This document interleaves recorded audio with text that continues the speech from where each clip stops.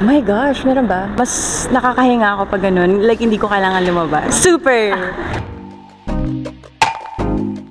Sino-sino ang pinakatahimik sa show? Actually, kasi nakaka 2 weeks pa lang kami na nagtitaping. And madalas kasi sa Unit 1, ang kasama ko lang palagi si Kiko, si Bea. Si Bea played by Ashley.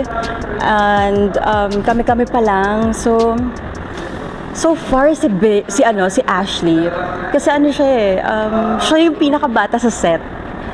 And lagi lang siyang naka-phone and lagi lang siyang, I don't know, may kausap siguro or minsan nag-aaral siya. Kasi pinagsasabay niya yung work and yung school. Ano ang huling bagay na in-add to cart mo? Oh my gosh, makeup.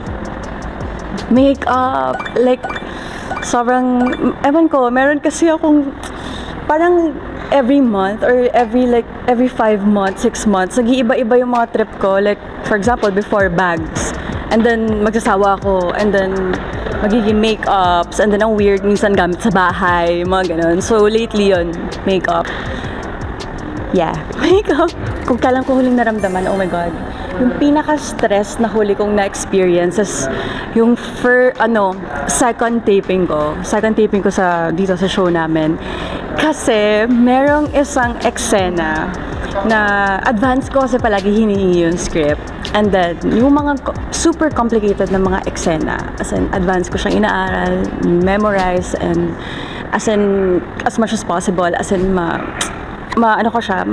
mahati-hati ko siya, like mapulido ko siya, parang ganun. Kasi sobrang OC ko sa mga mabibigat na eksena. And then, nung dumating na yung araw na yun, nakukunan siya. Second day ko, merong kinunan na isang mahaba. And it was like 2 a.m. Tas monologue, like 3 pages. As in, oh my God, sobrang sabaw. And na-stress ako na malala. And I don't know kung nagawa ko siya na maayos. And sobrang nanghinayang ako, sobrang na-stress ako. And sabi ko kay Direk Albert, Direk, parang hindi ako happy, ganyan. Pero sabi niya, hindi naman ako mag-good take kung hindi siya okay. So, syempre, I trust him. Nasa mga 3 days ko yata siya inisip and overthink. So, yeah. Saan ka pupunta to decompress from daily stress? Hindi kasi ako actually madalas lumabas. Hindi rin ako, lagi lang ako nasa bahay kung walang work. But usually, para ma-relax ako or yun nga, I think mas napapakalma ko yung sarili ko and parang therapeutic for me na manood ng mga series or movies.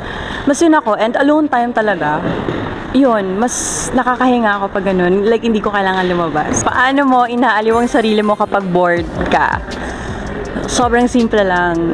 Either yun nga, manonood ako ng movies or series, or makikinig ako ng mga music. Specifically Taylor Swift.